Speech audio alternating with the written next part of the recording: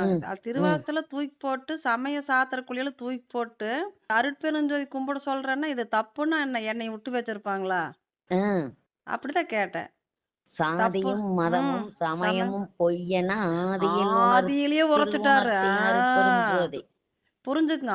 ஆதியிலேயே அதுல சொல்லிட்டாராமா. உணர்த்தின ம். அருட்பெரும் ஜோதி. ஆமா. சமயமும் ஒரு வழிதான்.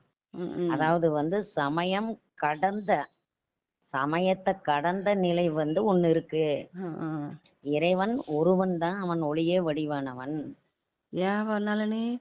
நம்மளுக்கு வள்ளலார் மட்டும் இல்லன்னா, நாம என்ன ஆயிருப்போம்? நாம என்ன பெற அருட்பெருஞ்சோதியே தெரிஞ்சிருக்காதுல்ல? அச்சோ! பெருமானார் நமக்கு ஏதோ ஒரு புண்ணிய பூர்வ ஜென்மத்துல ம். ஒரு கடுகளவுக்கும் கூட நம்ம நன்மை செஞ்சிருப்போமாங்கிறது தெரியாது.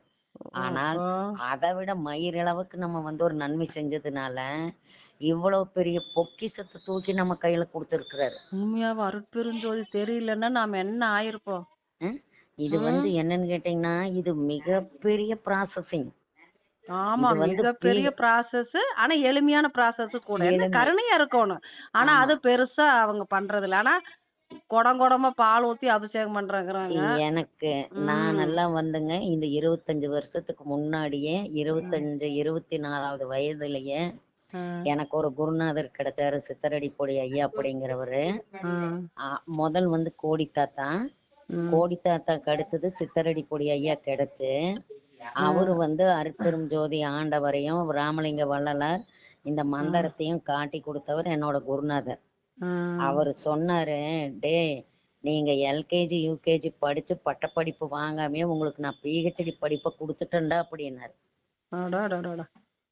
அவர் இப்ப ஒளியாயிட்டாரு, ஒளியாய் 10 வருஷம் ஆச்சுங்க. ம். ம். ஆனா ம். அவரு மாதிரி தீவிரவாதி யாருமே இருக்க மாட்டாங்க. ஓ! அவருக்கு அருட்பெரும் ஜோதி தவிர ஒரு வார்த்தை ஆட் பண்ணி பேச மாட்டாரு. அடடடடடடா! ராமலிங்க வள்ளலார் அருட்பெரும் ஜோதி தவிர அவர் எதையுமே பேச மாட்டார். வேற எவனாச்சும் ஏதாவது சொன்னாலும் கூட அவர் சண்டைக்கு போயிடுவார். ஆ. ஆமா சரி. ஏங்க நாங்க சித்தர் மெய்நெறி கழகம்னு ஒண்ணு ஆரம்பிச்சு, ஆ. ஆ. அதுல சித்தர் மெய்நெறின்னு ஒரு புக்கு போட்டு அதுல நான் துணையாசிரியரா இருந்தது.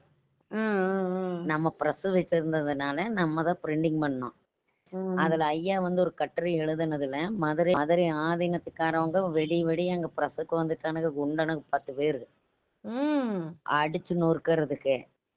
ம். நாங்க கதவெல்லாம் திறக்காம எல்லாம் உட்கார்ந்துட்டு இருந்துட்டு ஐயாக்கு போன் போட்டா அவர் சொன்னாரு, டேய் பொம்பளை பிள்ளைகிட்ட நீ போராடக்கூடாதுடா. நீ ம். காலையில் நான் ஒரு இடம் சொல்றேன், நீ அந்த இடத்துக்கு உங்களோட கூட்டத்தோட